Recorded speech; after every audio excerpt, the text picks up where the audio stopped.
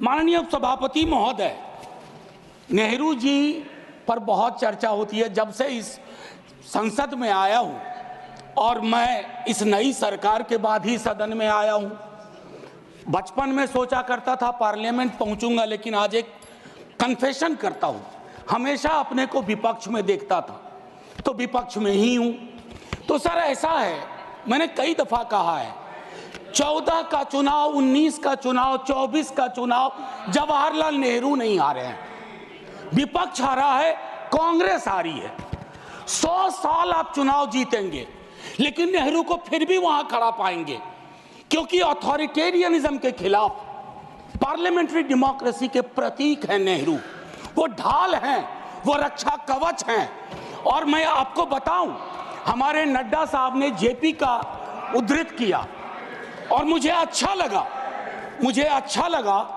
कि जयप्रकाश जी ने जब इंदिरा जी को, वो इंदू लिखा करते थे, जब चिट्ठियां लिखी ना इमरजेंसी के दौरान, तो नेहरू को इन्वोक किया, I am writing to you in the name of your father Jawaharlal Nehru. वो ऐसे व्यक्ति थे, जब उनकी आलोचना नहीं होती थी तो छद्म नाम से अपनी आलोचना स्वयं करते थे। तो मैं क्या कहूं, जयप्रकाश जी का कश्मीर पर जो नेहरू जी को चिट्ठी थी या इंदिरा जी को चिट्ठी थी, अगर वो चिट्ठी आज मनोज कुमार झा अपने नाम से कॉपी पेस्ट करके लिख दे, तो सर शाम तक मैं टेलीविजन डिबेट में विलेन बन जाऊंगा। मेरे पर यूएपीए लगे ना लगे, सांसद हूं शायद ना लगे, लेकिन बहुत तरह की तोहमत लगेगी। सर एक आवश्यक बात, हम महापुरुषों की जन्मतिथि पुण्यतिथि पर माल्यार्पण वाले दुनिया के नंबर 1 देश हैं। इतनी पुष्प वर्षा करते हैं जन्मतिथि और पुण्यतिथि पे, लेकिन सर वो तिथियां इस बात की भी होती है कि हम अपनी चुनौतियों को स्वीकार करें। अगर हम संविधान दिवस मना रहे हैं, क्या फ्रीडम के बारे में नई बात होनी चाहिए? दोनों तरफ ऐसी बातें हो रही हैं, मेरी कमीज सफेद, तुम्हारी कमीज गदली। अरे साहब, संविधान की कमीज देख लो, वो गदला ना हो, उस पे दाग ना पड़े, ये हमारा दायित्व होना चाहिए। आज से 25 वर्ष बाद मैं इस सदन में नहीं होऊंगा, हम में से बहुत लोग नहीं होंगे।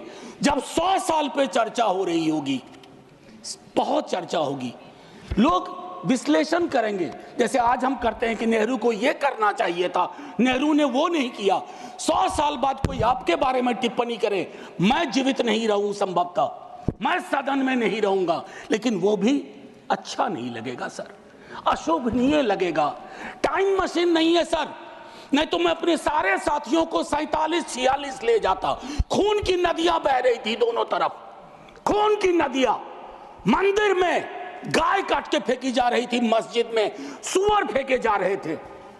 उस दौर में एक ऐसे देश के निर्माण का संकल्प, गलतियां हुई होंगी। आप विलेन क्यों बनाते हो भाई? विलेन मत बनाओ, आपसे भी गलतियां होती हैं, हमसे हुई हैं। मैं सिर्फ इतना कहता हूं माननीय उपसभापति महोदय, कि जब हम तबसरा करते हैं इस तरह के नेताओं पे, तो हम भूल जाते हैं 47 में इस देश की क्या हालत है। सर आपने घर बनाया हो, मैंने नहीं बनाया अभी तक, मेरे पिता ने बनाया। सर ग्राउंड फ्लोर बनाने में सबसे ज्यादा मेहनत लगती है, नींव है वो। नेहरू और अंबेडकर, पटेल, आजाद ने नींव डाली, आप सेकंड थर्ड फ्लोर बना रहे हैं, उन्होंने फर्स्ट फ्लोर बनाया, आप 5 फ्लोर और बनाइए, लेकिन नींव के बगैर फ्लोर किसी काम का नहीं है, ये याद रहना चाहिए।